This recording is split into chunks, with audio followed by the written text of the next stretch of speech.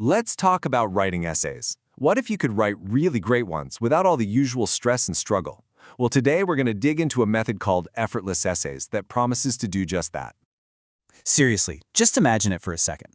What if you could churn out brilliant essays not by cramming all night, but almost automatically? I know, it sounds a little too good to be true, but that's the big promise we're going to explore today. So here's our game plan. We'll start with this idea of learning on autopilot. Then we'll get into the philosophy behind it all. After that, we'll break down how it actually works, see how to put it into practice, and wrap up with the key things you need to remember.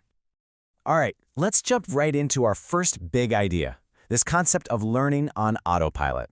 And the promise it makes is, well, it's pretty surprising. Think back to when you first learned to drive a car. Remember that feeling? You had to think about every single thing, your hands on the wheel, the pedals, checking the mirrors. It was completely overwhelming. But now, you probably just get in and go. It's second nature. It's automatic. This whole explainer is about taking that exact same principle and applying it to writing.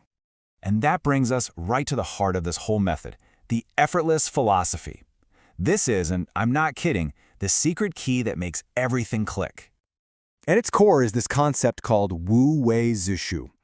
Basically, it's a philosophy that completely flips traditional learning on its head. So instead of forcing yourself to study things you hate, you focus on what you actually find enjoyable. And you trust that just by being exposed to it over and over, your subconscious mind's going to do all the heavy lifting for you. And this comparison just lays it out perfectly, doesn't it? On one side, you've got the old way. It's stressful, it's all about cramming, and let's be honest, you forget most of it a week later. But on the other side, you've got this effortless approach. It's actually enjoyable, it's built on repetition instead of cramming, and the goal is to make this skill totally automatic.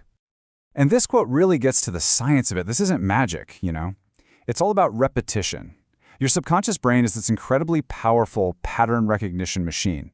So if you just feed it good examples again and again, it starts to figure out the structures, the vocabulary, the flow, all without you even consciously trying. Okay, so that's the big idea. But how do we actually do it, like in the real world? Well, it all comes down to a really simple set of rules. Now, these are the 4 rules, and I gotta say they're probably the opposite of everything you've ever been taught about studying.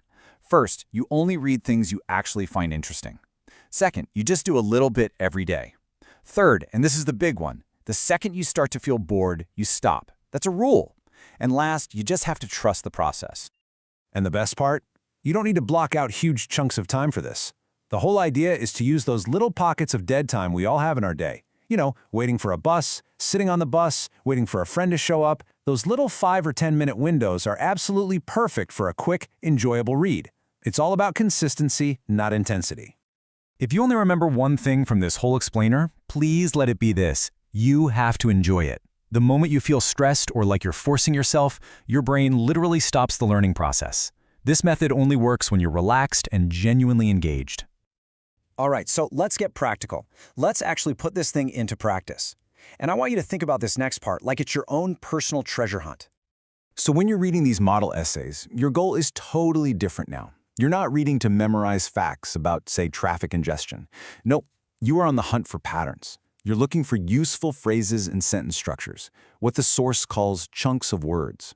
These are the little golden nuggets, the treasure, that your subconscious is going to collect. Okay, let's look at an example. So here's a prompt about human cloning. Pretty complex, interesting topic, right?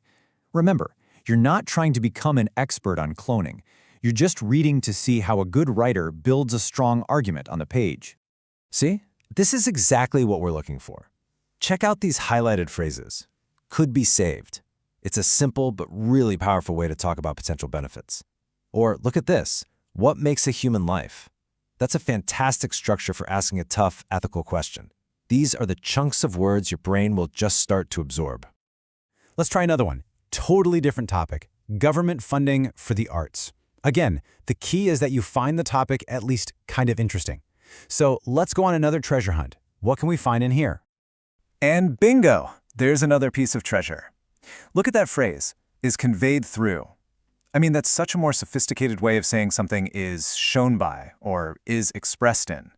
This is a perfect example of a valuable chunk. Your brain sees it, files it away, and it'll be there for you when you need it later.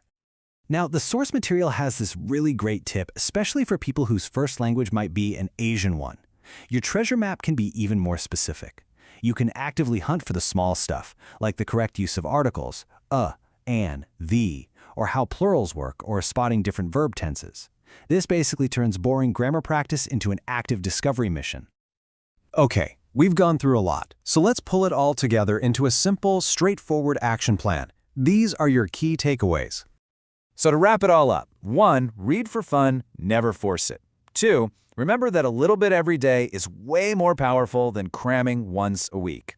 3. And I mean it, stop when it gets boring. That's a rule. 4. You're a treasure hunter now, looking for patterns, not facts. And 5. Just trust your subconscious. It knows what it's doing. And that kind of brings us to the end. This method is obviously super powerful for writing, but it leaves us with an even bigger question, doesn't it? If this works for something as complex as writing a good essay, what else in your life could you learn? What other skills could you master just by enjoying the process and letting your mind do the rest?